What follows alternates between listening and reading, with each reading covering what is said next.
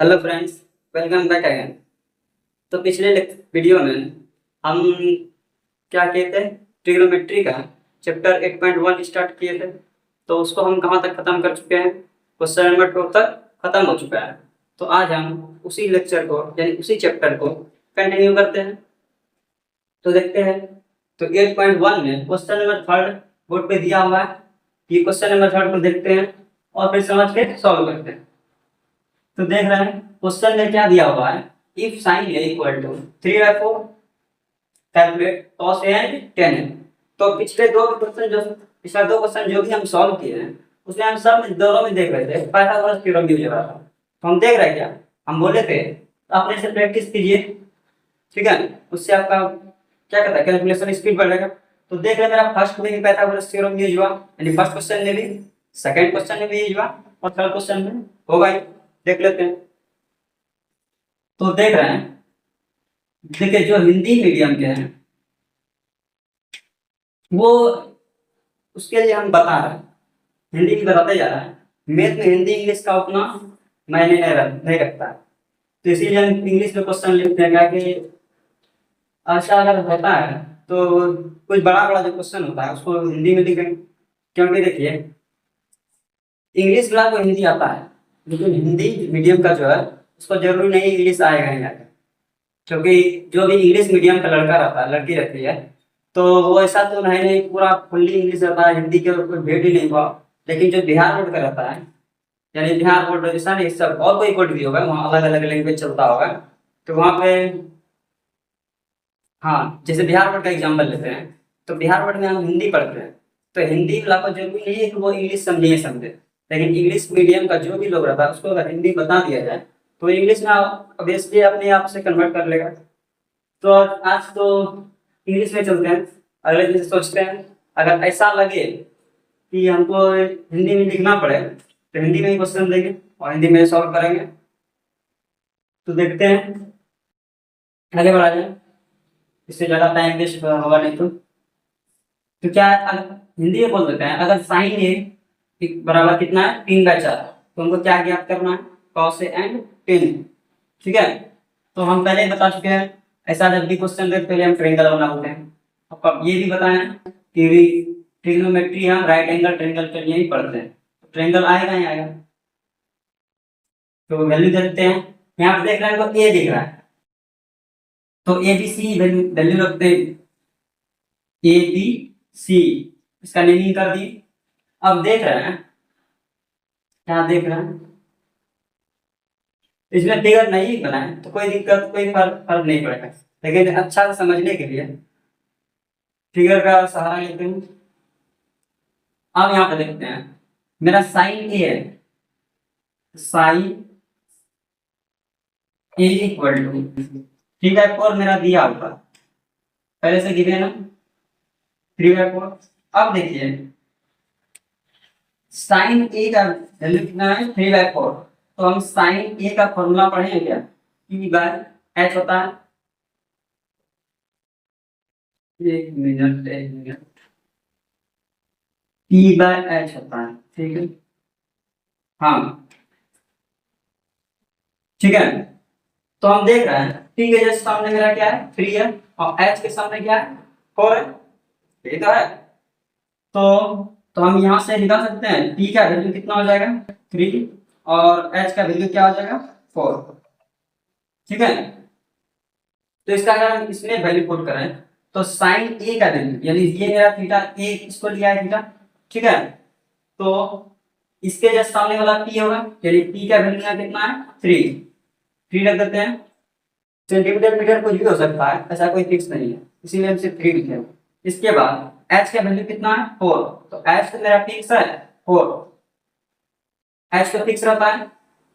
अब बच गया मेरा क्या B, P और H दिया हुआ है, P और H मेरा निकल गया पहले से दिया हुआ था इसमें, और उसके बाद यहाँ से हमको क्या निकालना है B निकालना है।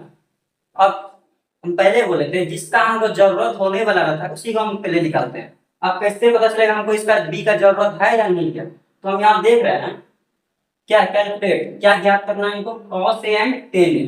cos a का फॉर्मूला B/H होता है क्या, और tan a का फॉर्मूला P/B होता है। तो दोनों हम देख रहे हैं, बी मेरा आ रहा है, बेस आ रहा है, तो यहाँ पे मेरा बेस है क्या? नहीं है, हमको नहीं पता बेस क्या है, तो बेस हम निकाल लेते हैं। तो फिर से पी और एच दो साइड किसी ट्रायंगल में, राइट एंगल ट्रायंगल में दिया हुआ है, तो हम क्या करेंगे, बस पाइथागोरस थ्योरम का यूज करेंगे। तो चलते हैं इधर, बाय पाइथागोरस थ्योरम।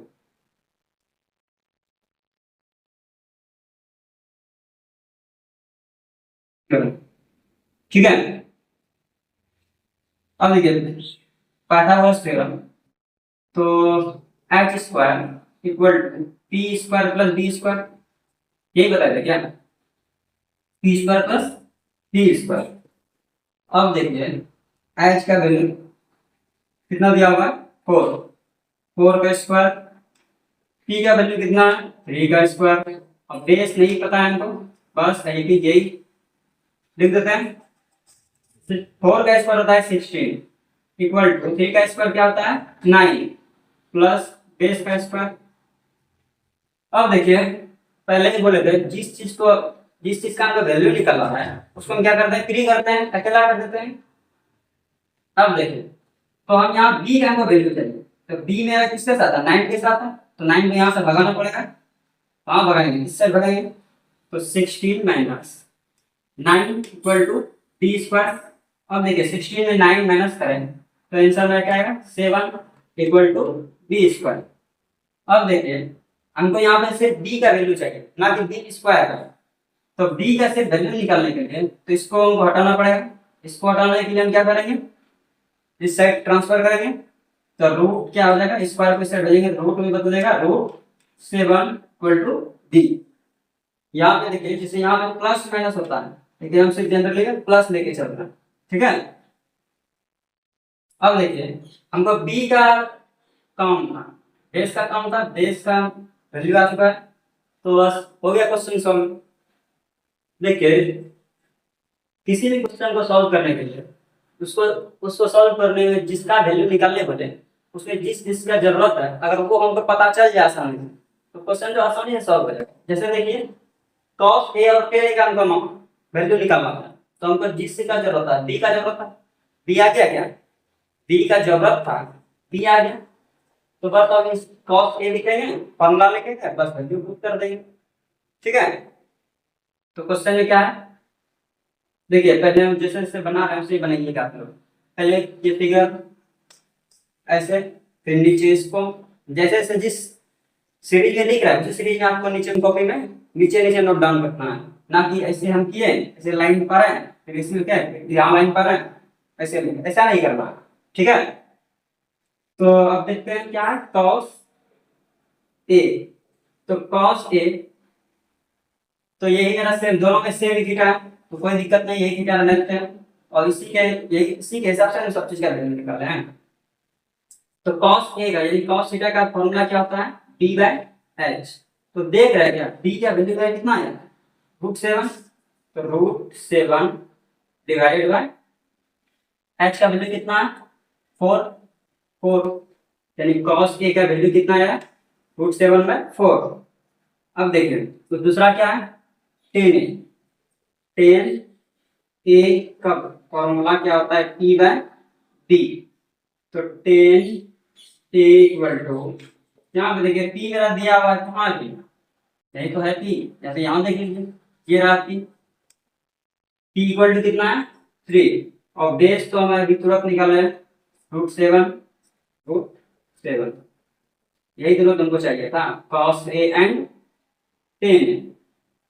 बस हो गया क्वेश्चन सॉल्व, पूछा है इसमें। चलिए यहाँ तक किसी को कोई दिक्कत नहीं होना चाहिए।